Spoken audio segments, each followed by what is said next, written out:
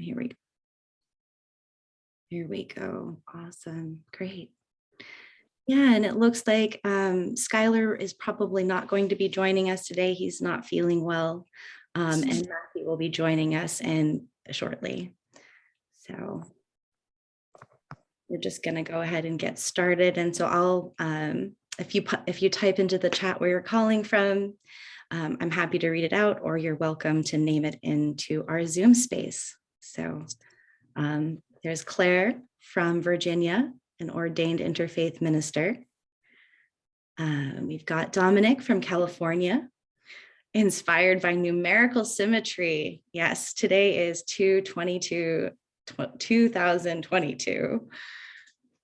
And in England, in the UK, it's a palindrome, because in England we have the date first.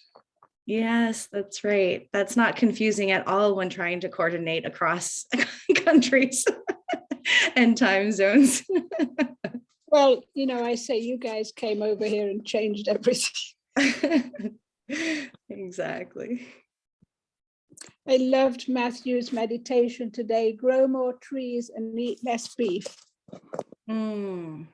Beautiful. Thank you.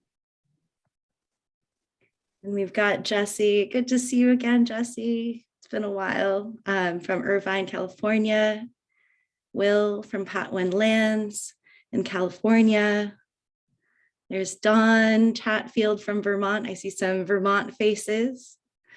We've got brother, let's see here, namaste, y'all from Duncan, Oklahoma. Welcome. Hamid Francis in O'Hara, Connecticut. We've got Kim Marie also in Vermont, and Crystal Parks. Always a lovely face to see on here, in Arapaho territory in the Cheyenne. And inspired by remembering a friend working in the refugee camps. It's beautiful. Great. Annika from Athens, Georgia. Hi, Annika. I spent the day working in the woods today, so that was my inspiration. Oh, that's wonderful. Yeah. What a blessing to be able to be working in the woods. Yeah, it was good. I'm going to try to do it tomorrow too. Thank you. Absolutely. Great. Well, welcome. I see. And is it anybody's first time joining us this evening or day? Claire, wonderful. Welcome. Yeah, heartfelt welcome to you. Thanks for joining us. And so I'm going to go ahead and get started, and then Matt will just join us when he gets here. And so my name is Mariko, and I've been helping out with the Order of the Sacred Earth for maybe like a year or so now. I work alongside Matthew Fox and Skylar Wilson, who again wanted to be here today but is not feeling well. So just sending a little love out to Skylar, and a speedy, healthy revival. So sending that his way. And just to give you a little bit of an orientation to our time today, over the hour, basically we'll kind of gather together, share some opening remarks. Typically we hear from Matthew in the beginning, and then we move into sort of our council session where we open the space up to hear from you all. Some of you are in pods, some of you are individuals seeking pods, some of you might not even know what a pod is. And so basically this is time for us as earth lovers, activists, and people connected through spirit to our earth to learn from each other and hear from each other and just connect across this incredible global web we have all across the US here. And sometimes we're joined from people from overseas as well. And that's really fascinating. So great. Wonderful. So I'd like to open us up with a little bit of a prayer. See here, we're going to conclude with a song. So we have an opening prayer and then an ending prayer. And our ending prayer today is it is recording a song of the poem that I am now going to read to you. It is a Hildegard poem. So I will read it to you. And so if you wanted to close your eyes or ground or whatever you need to do to shake off whatever energies you had today that'll allow you to be more present with us in this moment, in this digital space together, expanding across time space. And this poem is called O Comforting Fire of Spirit. O comforting fire of spirit, life within the very life of all creation. Holy you are in giving life to all. Holy you are in anointing those who are not whole. Holy are you in cleansing a festering wound. O sacred breath, O fire of love, O sweetest taste in my breast, which fills my heart with a fine aroma of virtues. O most pure fountain, through whom it is known that God has united strangers and inquired after the lost. O breastplate of life and hope of uniting all members as one. O sword belt of honor, enfold those who offer blessing. Care for those who are imprisoned by the enemy and dissolve the bonds of those whom divinity wishes to save. O mightiest path, which penetrates all, from the height to every earthly abyss, you compose all, you unite all. Through your clouds stream ether flies, stones gain moisture, waters become streams, and the earth exudes life. You always draw out knowledge, bringing joy through wisdom's inspiration. Therefore, praise be to you, who are the sound of praise and the greatest prize of life, who are hope and richest honor, bequeathing the reward of life.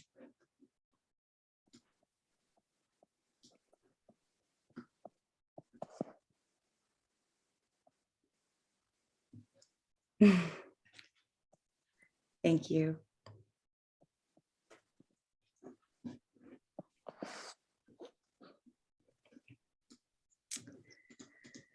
Well, we can transition into the next part of our council call. And this is usually when Matthew has some words of inspiration or Skylar has some updates about where we are with the Order of the Sacred Earth. And seeing as how both of them are not here right now, we'll just kind of flip the script a little bit. And why don't we go ahead and maybe we'll do a little opening and get to know each other a little bit. And then when Matthew joins us, we'll hear updates from him, and then we'll close with the prayer. So I do know that there are a few faces on here that are part of active working groups. And it might be a lovely way for some of the newer folks to hear about what you're doing, and not to put anybody on the spot, but if you are currently part of a pod, why don't you wave your hand just so we know who's in a pod currently. Let's see here. We've got Dawn and Kim and Jesse. Lovely. So I'd love to hear from you all if you wanted to sort of take the lead. Why don't we start with you, Jesse, and then we'll move to the Vermont folks just to hear a quick update. And so if you wanted to share, again, your name and where you're calling from and what your pod has been up to this month. Thanks, Marika. And hey, everybody, I'm Jesse Keeler, and I'm on the other coast from Vermont in Orange County, California, and I'm currently in Irvine. And our pod recently went to a hawk watch at a regional wildlife preserve. And it's actually kind of it's not going out in the field and watching hawks. It's actually an educational exhibit that they do in January and February. So if you're ever out this way in the San Diego area, Orange County, in January and February, you can go and going out in the field and watch these hawks. So it's a really beautiful event.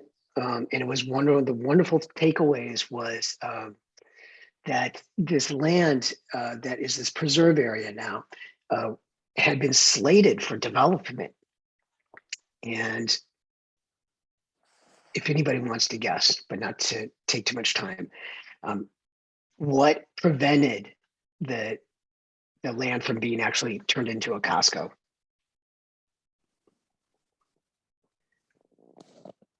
Any takers on that one? All right. A kangaroo rat. They discovered that there were these little kangaroo rats, which were endangered. And so they could not go ahead and develop the land. And that became a preserve. And now there's hawks and eagles and all sorts of wonderful wildlife. So that's what we did. I want to show one other thing, Mariko, is Anita and I had an opportunity to talk with Skylar last week. And one of the things that Anita and I would like to offer to anyone in the group here or anyone else you know is if you'd like to get together between council meetings, like one time a month to have another meeting, another get together to talk about what is the Order of the Sacred Earth, where you're at, just meet up and connect with people. You can reach out to me and you can get a hold of me through Mariko as well. So. Awesome. Thank you, Jesse, so much for that update. And for those of you that are new or curious, just wanting to say that Jesse and Anita have been doing a wonderful job sort of helping to keep the thread woven because these council calls only happen every month. And then that will, we're going to mute him really quickly. Just that he and Anita have been doing a very good job holding sort of the digital hand of people all across the world and helping them stay together in community. So thank you, Jesse, and thank you, Anita. I can't hear. And hi, Matt, we can hear you. Maybe I'll leave. And try to... Oh, Matt? Oh, okay. Sounds like a little bit of tech difficulty there. But while we're sorting that out, why don't we move over to the folks in Vermont? Don, do you want to talk or do you want me to talk first? What do you prefer? Go ahead, Kimberly. All right. Well, I just wanted to say I almost said kangaroo rat, Jesse. Just kidding. I didn't even know that those existed.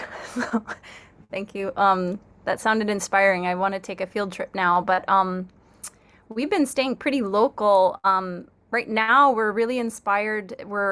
We have a whole team, and 2 people from our group just really started. Actually, in the past, 2 people started to really be interested in bees, and we've had presentations on bees and the concepts of pollinator gardens, and then 2 other people in the group really took that and we started to talk about actually implementing a pollinator garden at our sanctuary.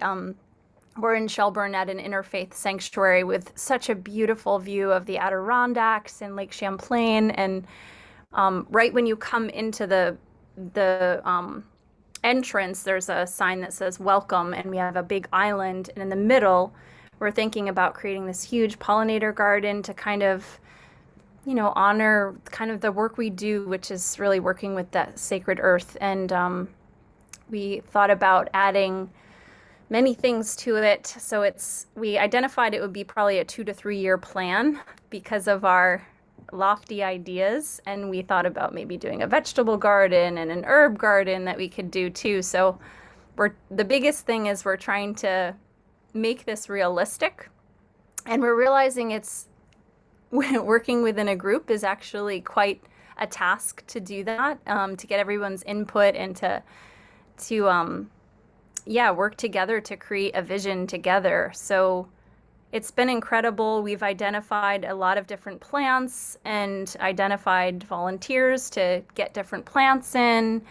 We're working with local things like DigSafe and how to get, some volunteered or donated compost and things like that. So it's been incredible. There's been a bench added for meditation because we're also really interested in having it be a space where someone can come and listen to the bees and meditate there too. So, and possibly education too. So we just had someone donate a bee hotel as well to put in. So the project keeps growing, and we are excited to both hold and keep the vision small, but also have that expansion over time. And it's been beautiful. And a lot of new people are coming into our Order of the Sacred Earth for this project, which has been incredible, our other circles. So it's been fun to see how it actually is creating a bigger community through this project. There's so many people interested in saving the bees and working with the insects and the birds too. Maybe you have more to add, Dawn, but those are my big thoughts. All right. Well, thank you for the update from Vermont. And that sounds fabulous. Love the Bee Hotel. Don't think I've ever heard of that before. So exciting to dig into what that might be. And sort of in the nature of a bee hotel, I'm kind of looking at our Zoom pod here and kind of seeing us as a little beehive of sorts ourselves, sort of enclosed in each little cell here, containing a vibrant life in a way that we connect with the earth. So thank you for those pod updates. We saw Matt pop in for a moment, and then I think we're experiencing some tech difficulties. So as we're sort of sorting those out, feel free. I would love to open this space up to the rest of you all to share, anything that's inspired you as an individual, ponderings, things that you are grieving, and with regard to climate activism, environment. This is a safe space to share. And we have, because we haven't had any updates, we do have a decent amount of time. So feel free to put yourself off of mute. I actually see a hand, so we'll start with you, Francis. But feel free to be thinking about what you might want to share with the group if you would like to share. So go ahead, Francis, if you would like to unmute yourself and join the conversation. Thank you for being with us. Well, thank you. Yeah, it's I've been a fan of Matthew's for several years through his various writings. It's very much a treat to be in this circle today and be sitting with you all. So my question is how does the word, I'm imagining that the word pod translates as circle or sacred circle, or so I'm just curious if you could articulate a little bit more about how you're using the word pod. Thank you. That is a great question, and a question that we hear often from any of those that are currently in pods. Would you like to share what a pod means to you? Jesse. Is it Francis? Is that, would you go by Francis or? Yeah, Hamid or Francis, they both Okay. work. All right, I wasn't sure. All right. Francis, Hamid Francis.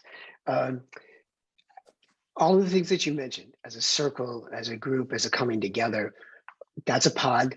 And as well as a pod as in seeding something new.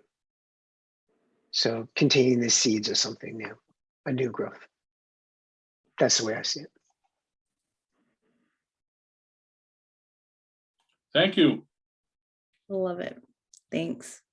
And Vermont folks, do you have anything that you'd like to add? The only thing I would add is that a pod to me is, something that keeps things together. So it's also like a sacred container where potential is possible. Thank you. Great. Yeah, and I would just echo everything that has been named into this space. And what's so wonderful about the Order of the Sacred Earth and the pods is that each pod is super unique. You can really choose in what direction you'd like to go, and your pod or your group or your circle, your people, your humans, in relation to the earth, get to decide how you'd like to sort of point yourselves in what direction you want to focus your energies on. And that's why these council calls are so incredibly helpful, at least for myself, to hear where other people are in their journey, to learn from other pods and be connected to other pods and individuals, and feel a little less alone in the work that we're doing. So thank you for your question. And welcome, Matthew. Can you give us a wave if you can hear us? Yeah, thank you. I had Welcome.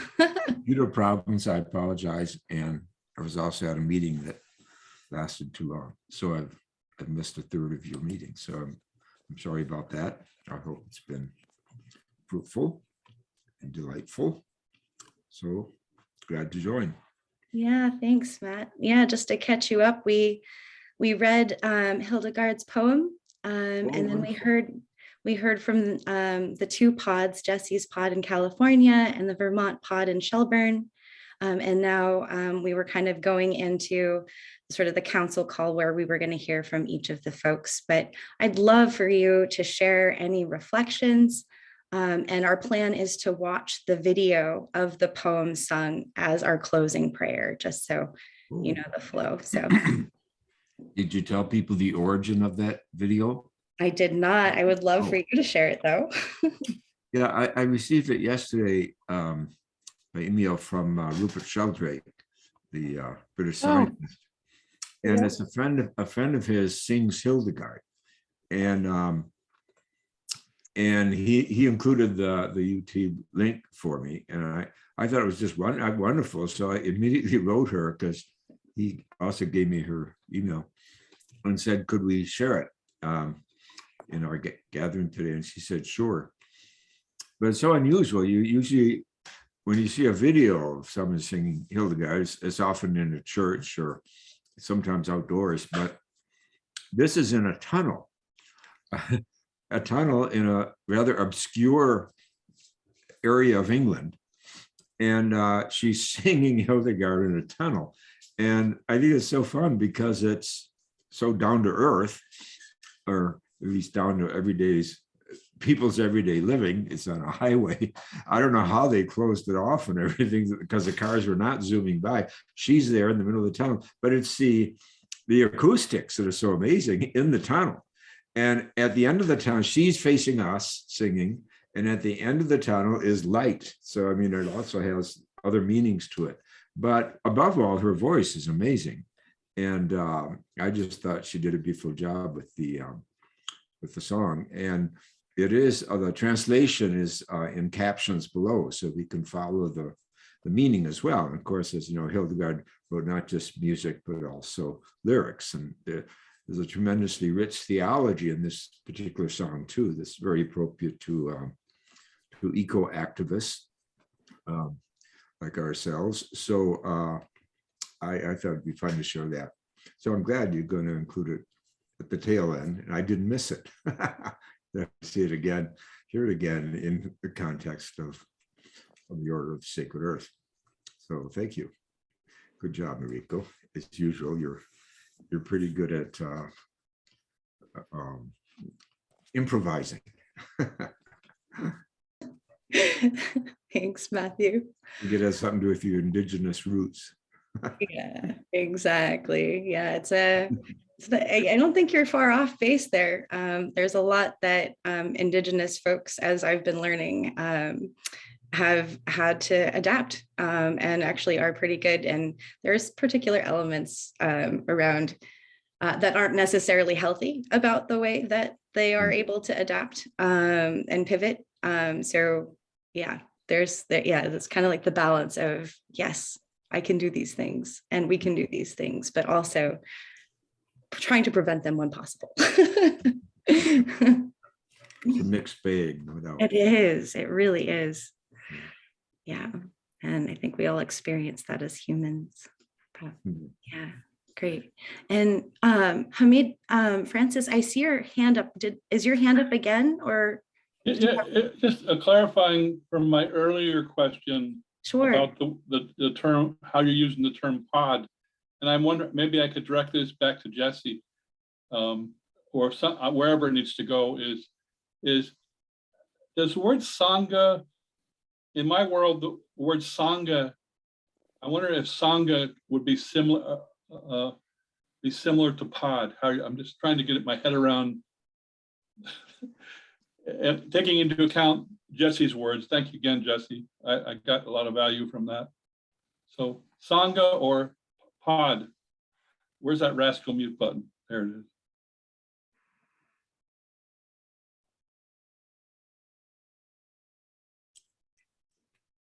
Regarding the using the word with OSE, it's in our original book, and it was really Jen's idea, and I thought it was really fun. To me, pod is a very playful word, and it reminds me of pods of porpoises and so forth. So to me, it's also directly related to nature, not just human gatherings. So I give her credit, Jen Listig, now wife of Skylar. She came up with it, and that's what I know about, and that's what I felt about it. I thought, oh, good, this is more than just a human gathering; it's a pod. And again, I for me, the word connotes playfulness, getting together and playing and surviving. But that's what I know about the origin of the term for OSE. Now, anyone else who wants to speak is welcome to, and how you've interpreted that term. Again, I think it's a fresh term, so obviously we're free to not only interpret it but practice it in our own way. So it's not a rigid sense of order, obviously, but again, I see it as something more than human and playful, but it is community in action. But I certainly invite others to respond. And you actually were directing a question to someone.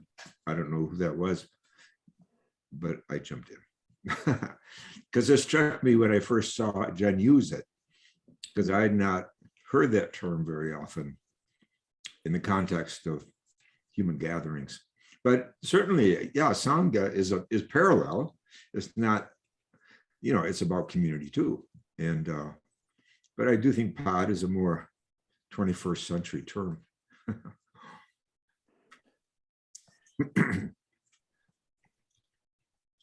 Francis, how could I top Matthew Fox? I think he said it right there. And I love that it's playful, because it brings the joy of life back into the experience of coming together, rather than being like work. The joy of the dolphins. Yeah. Yeah. Let me say alhamdulillah and find the rascal mute button and share the time. I've got my question well answered. I couldn't imagine it. Thank you. Thank you so much for the question. And Don, I see a hand. Well, I just wanted to weigh in on the language of pods. And Matthew, thank you. I appreciate knowing about the origin of it. What it has always brought up for me is being with my grandmother in her garden and helping her tend the beans and the peas that grow in pods. And different pods might have different shapes and forms. They might have a different number of seeds or beans in them, but they're all part of the same organization. And that feels like what we're doing here. Each one of our pods has its own character, its own emphasis, yet we're all part of this international whole. So it just feels like a very natural term for me.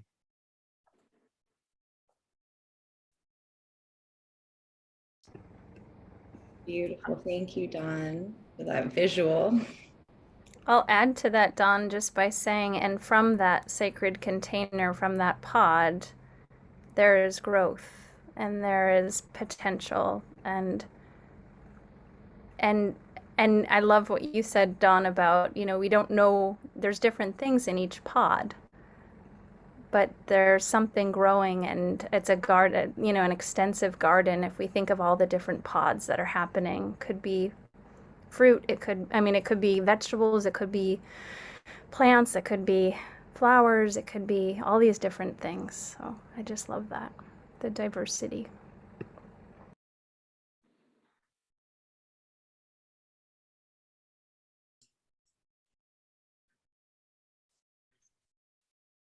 Wow. I'm loving all of these reflections. And oh, Margaret, I see. Is that a hand? Following on, Kim, I loved your talk about all your activities there.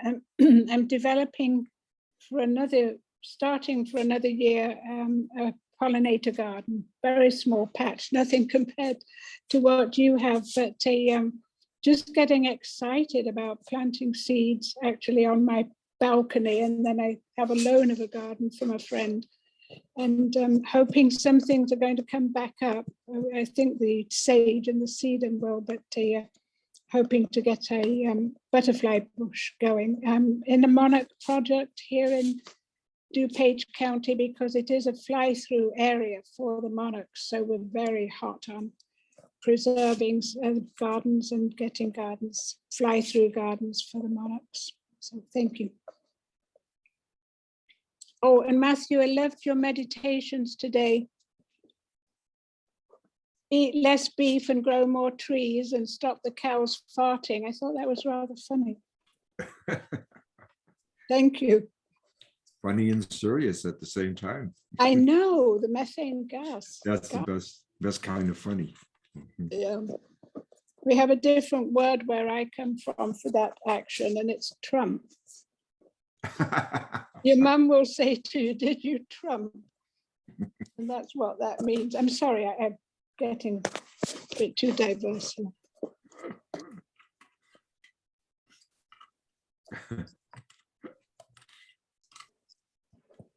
The sacred and the profane. Oh, it's natural. Yeah, I love it. That's incredible. We're also doing, so this is Annika at Healing Path Farm in Georgia. And we're doing, this year we need to do about an acre of pollinator gardens. So we have like a big project we're working on. Oh, yeah. Because it's something, actually there's an initiative now through, I guess it's the government that, they'll pay farms to grow. Actually, they'll give you kind of like a loan, or I guess it's a grant to do a pollinator garden or a field more so. So we're doing that, and we're going to put like a little labyrinth. We actually have started a little labyrinth inside the center of the field. So it'll be like kind of like you can walk in and do the labyrinth inside the pollinator field, which is going to be fun. But just working on that project to this coming spring. Yeah, so it should be fun. It's amazing. That visual is incredible. Imagine sort of spiraling in, surrounded by all of these lush, beautiful flowering vegetation, and then the pollinators, and just the sounds and the textures, and I'm having a sensory experience over here just listening to you talk. But it sounds like perhaps you might have some resources that might be helpful for the folks in Vermont. Maybe there's a way to connect that way. And Jesse, did I hear you? Yeah, I was going to ask Annika. She mentioned it was a government grant. Do you know any more about that? Yeah, I think it's, I could get the information from that. I think it's around $1,200, and so they'll basically be helping to pay for seeds and soil and that kind of thing. So I mean, awesome. Yeah. Yeah. Thank you, Annika. I put my information in chat if any part of you wants to send anything. I'd love to keep in touch. That's inspiring. For sure. Yeah, and I'll say to Annika, if you don't mind sending an email just to Order of the Sacred Earth, and then we can include that in our monthly update that we send out next month, and then that way we can also pass it along to everybody that's on the call, because that's incredible to have that kind of funding out there. So thank you for sharing. Yeah, I was really excited to find that for sure. Yeah, it's amazing.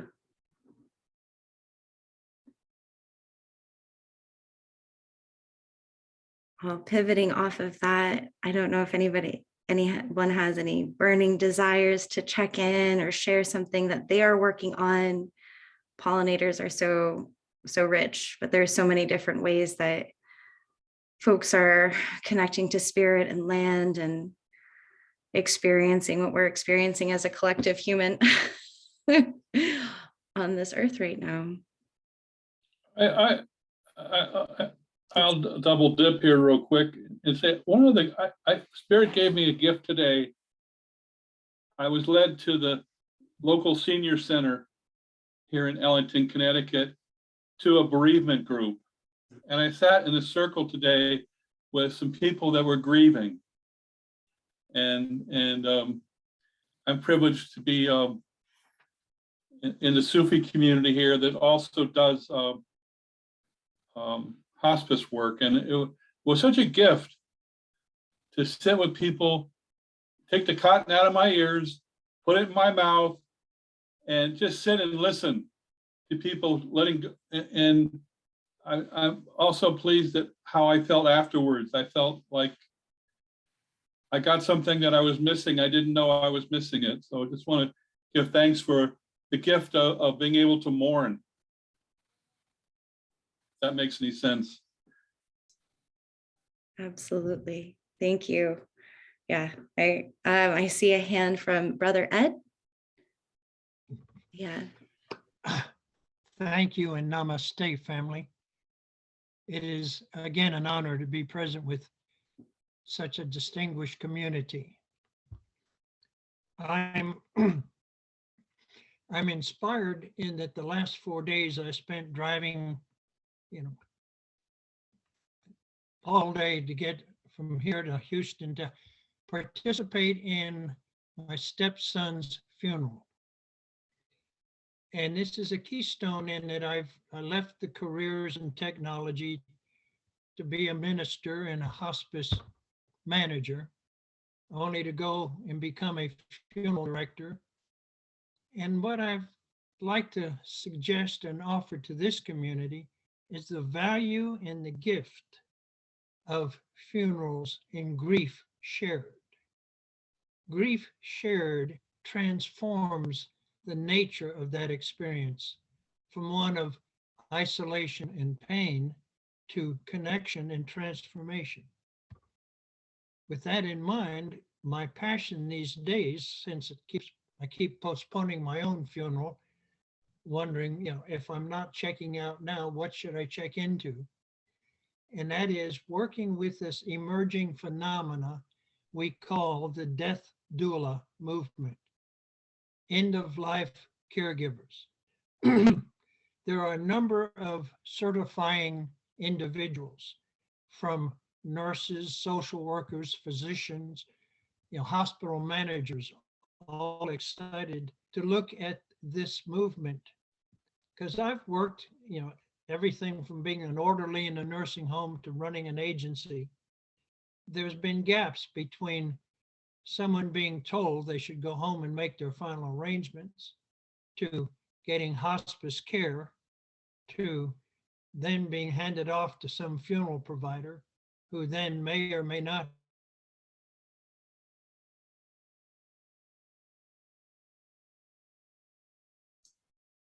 Brother Ed? He's cut out for me. Can everybody else hear him or no? Okay. Oh, that's a bummer. Oh. In this movement. Thank you. Yeah, I thank you so much, Brother Ed. You cut out maybe, I want to say, for the last like 45 seconds. I have a limited connectivity to spirit as well as to technology. Back to you, Matthew.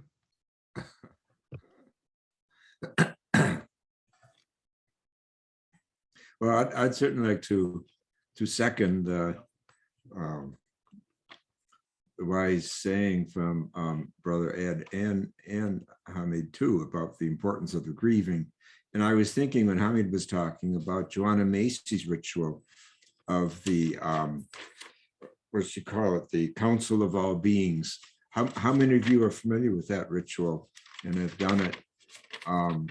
Yeah, where you get in a circle and maybe you draw a picture or a mask, very simple mask of an animal that's speaking to you about its own demise, is going extinct. And then you represent that animal in the circle of beings. You speak as the animal to humans. And you can look it up in John and Mace's writings, or I'm sure it's on Google by now too. It's a very powerful experience of the grief that we're all going through, either consciously or unconsciously today, regarding the disappearance of species. And I like very much the way it is directed toward us humans, that there are things we can do. But first of all, is to hear the grieving, hear the sadness, hear the sorrow, and to feel it as a group. As someone said, that group grieving has a special dimension to it that is very important and very powerful. In all our cosmic masses, we always have a grieving experience, and it's, for many, many people, it's the most powerful part. And again, I think there are only two kinds of people in the world today: those who know they're grieving and those who don't know they're grieving. But we're all in a state of grieving today, and so paying attention to it and applying it both to those of our own families and friends and species, but also to the other species too. I mean, this is another collective that we ought to invite in, I think, to our grieving. And when we grieve, then we're emptied, and for more creativity to flow. I really think creativity is the one thing we have going for us as a species, and it gets bottled up if we're holding the grief in. And so I just want to underscore what both Hamid and Brother Ed were talking about. Yeah, really important.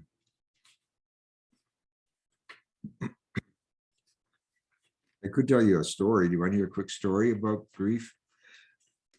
Definitely. We Yes, did a please. Cosmic Mass at Sounds True. They have a yearly retreat up in the mountains there in Colorado.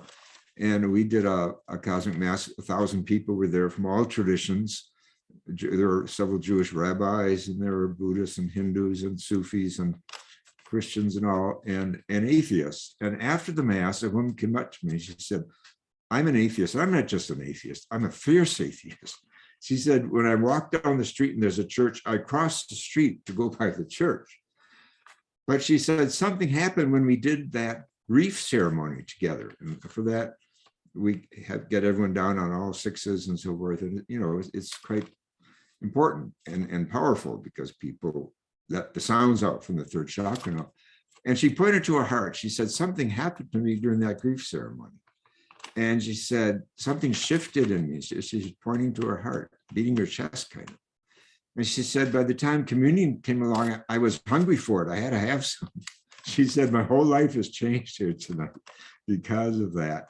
So it's just a concrete example of the power of grieving together. Just exactly what these two people are talking about. That you might even turn from an atheist to a panentheist in one night, or the vice versa. Who knows? I don't know.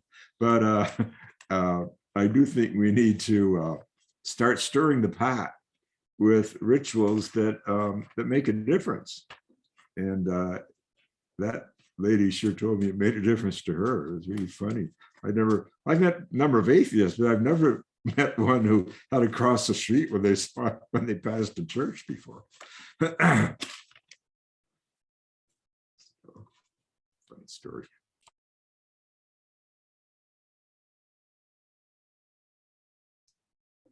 Thank you, Matthew. I still remember my first Cosmic Mass. I got to see you and Skylar and Jen at it was the Parliament of World Religions, the one before last in Toronto.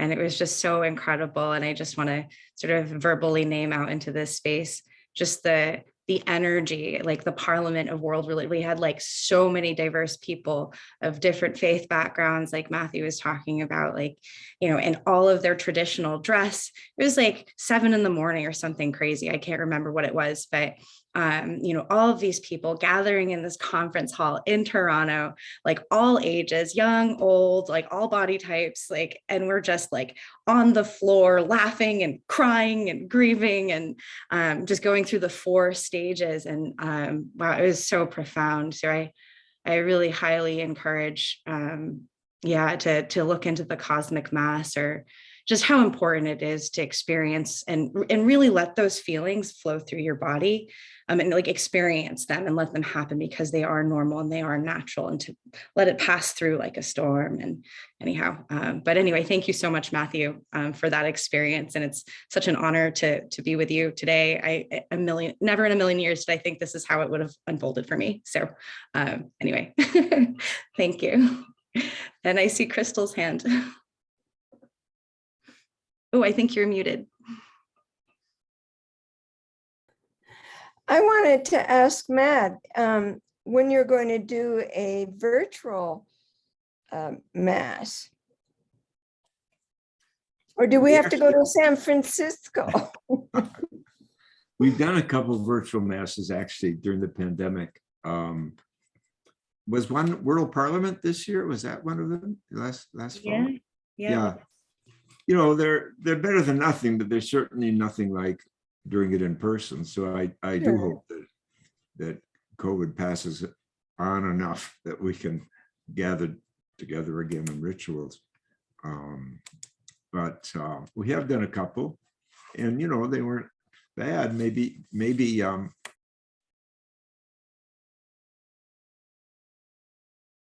Oh, we can't hear you.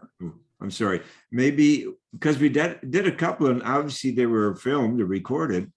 I wonder where that is, and maybe we could make that available. Maybe we'll have to ask World Parliament, and the other one, I don't remember. The other group was some kind of Earth group, Global Earth group. They did it too, and so if we could get hold of the recording, then you could experience it, and so let me make a note of that and start do a little research on that and get hold of that. Mm-hmm.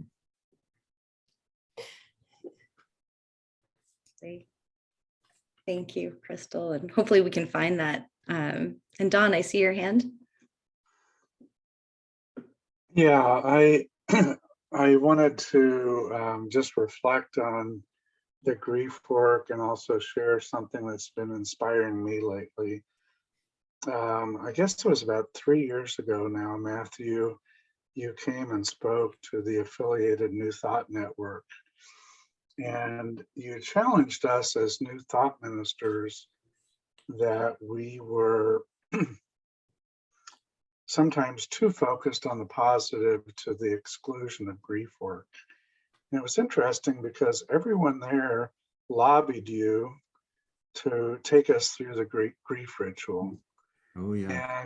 And you did. And it was such a powerful experience. And we all noticed a deep shift in authenticity with each other after we had been through that. Mm-hmm. It was a very moving experience. So I think it's important for all of us in pods to attend to that work. I also just wanted to mention a couple of things that have been exciting for me lately. I've been working with Interfaith Power and Light, which is a national environmental group, and I've been working with the Vermont chapter, and they are starting an interesting initiative to help spiritual communities and faith communities do work to make our facilities more environmentally friendly, more efficient. And it's, as you can imagine, in this part of the country with a lot of old buildings, not always inexpensive work. but there's a lot of energy forming around that, Hmm. especially since a lot of our buildings get used for community purposes as well.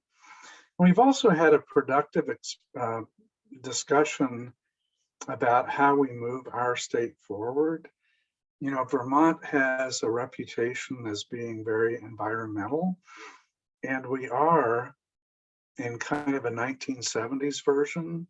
You know, we've outlawed billboards, and we have bottle laws, and you have to pay extra for a bag at the store. But if you drive from the southern part of the state north, just kind of looks like the exurbs of Boston, with all this sprawling development, no public transportation, and very wasteful consumption of land.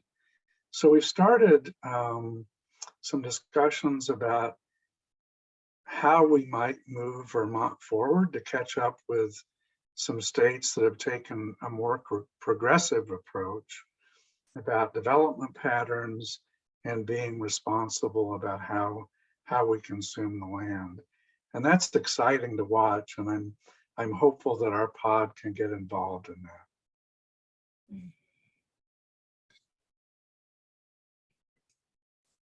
Oh, thanks, Don. That was super inspiring to hear. Lots of wonderful ways to be connected and thinking of, yeah, our environment and how we're all impacting each other and where we're doing our work. So thanks. I'm also noticing the time. The video that we've been referencing is about 8 minutes long. So I think we're going to just go ahead into that closing. I'm going to share my screen and we're going to listen to it. And like Matthew said, there are captions at the bottom. This is the same poem that was read at the beginning of this. So let me just see if I can get my computer, and you're welcome to stay for the whole thing or yeah, whenever you feel like you are ready to go. But thank you all so much for your presence here. This was really wonderful. And I hope that resources get shared. So please feel free to be in contact. Thank you all.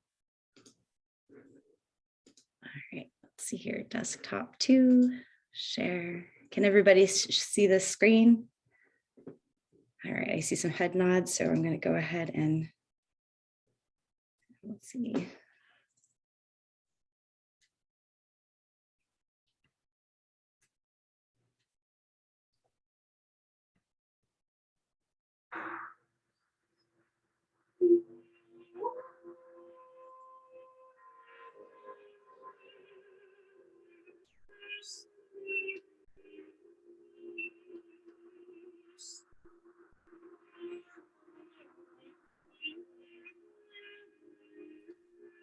Mariko, sorry to butt in here, but you might want to reshare and click on getting the sound routed through the computer. When you Okay. share, there's a little box at the bottom of the left. Box at the bottom. All right, let me stop share really quickly. There's a box at the bottom. Yeah, when you share screen, you'll see everything that's open. Yeah. Yep. And on the lower left, there'll be a little checkbox. It says audio. Don't see it? I do not see it. Okay. Let's see here. Oh, here we go. Let's try this again. What's my password? Let's try this again. Is that better?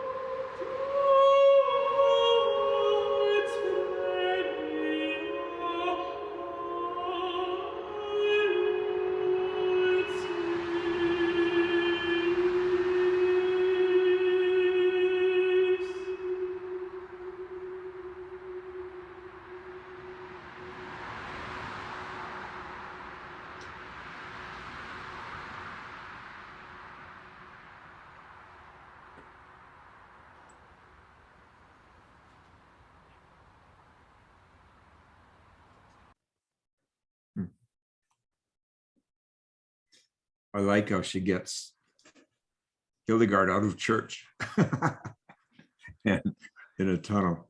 But I realize now in seeing this for about the third or fourth time, that tunnel, I guess, is a walkway for humans. It's not meant for traffic, but because you can hear the traffic above. And that's part of the integration. I love that line there and there about you bind and gather all together. I mean, it's a wonderful way of talking about interconnectivity. And in another place, she does say that all things are connected and interconnected and all that, but that's a more poetic way of talking about it. But I thank you for sharing that, Mariko. And you said that you had the actual words typed up or something? Yeah, I have that. I Googled it. And so there is. Oh, Yeah, really? Could you share that? Could you email it or something? I would love to do that. Yeah. I would love to do that. In fact, I have to do a daily meditation video now. If I had that in my hands, I'd share Hildegard. So you get it over to me soon. I'd love it. I can do that. Well, Great. thanks, everybody. And I hope that Hildegard, who is also a lover of the earth, inspires you. And I love how often she talked about joy of wisdom, God of joy, the light. I think we all need to keep joy front and center these days. The more fierce shadow forces are, the more joy has to stand out. And it's wonderful to hear it sung by Hildegard. Great. Yeah. Thank you so much, everyone. Thanks for sticking it out till 6 minutes over. But that was so beautiful. Thank you for sharing the link, and we'll make sure that that goes out on our social media, and we'll include it in our newsletter for next month. Great. Now let the singer know. Back Yeah. Oh, absolutely. Yeah. Thank you. in. Thank you. Bye. Great. Thank you, Thank you. everyone. Thank you so much, Mariko. Yeah. Thank you, Crystal. So good to see you. Great. Thank you, Thank you, everyone. Mariko. Good Thank to you, see Matthew. you, Mariko. Bye-bye. Thank you. Bye. Right on. Bye, everyone. Bye-bye. Right. Good to see you, Matt. You. Bye-bye. All right. Bye, everyone. I'm going to shut down now. Have a great rest of your evening.